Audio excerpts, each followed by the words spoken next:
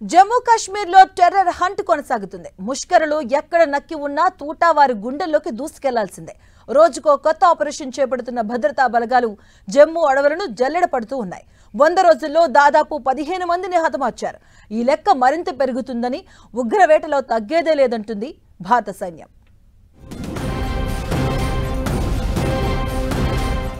జమ్మూ కశ్మీర్లో ఉగ్రవేట కొనసాగుతోంది. పహల్గామ్ ఉగ్రదాడి తర్వాత ముష్కరులను భారత్ ఏరివేస్తోంది. Operation Mahadev, operation Shivashakti, operation Akhal ఇలా చెప్పుకుంటూ పోతే చాలానే ఉన్నాయి. జమ్మూ కశ్మీర్లో ఎన్ని ఆపరేషన్లు నిర్వహిస్తున్నారో లెక్కేలేదు. ముష్కరులకు భద్రతా బలగాలు చుక్కలు చూపిస్తున్నాయి.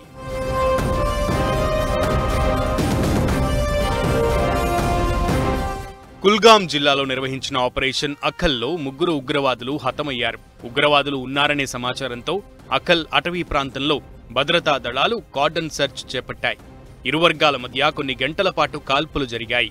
అనంతరం ఉగ్రవాదులకు ఉచ్చు బిగించిన ఆర్మీ 3 చంపేసింది. వీరు లష్కరే తోయిబాకు చెందిన వారిగా గుర్తించింది.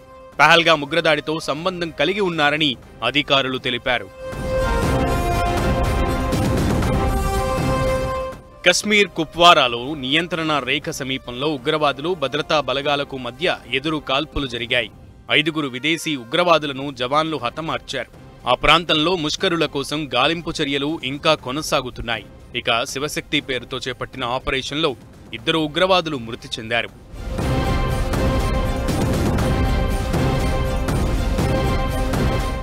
పహల్గామ్ దాడి జరిగి 100 రోజులు పూర్తయింది.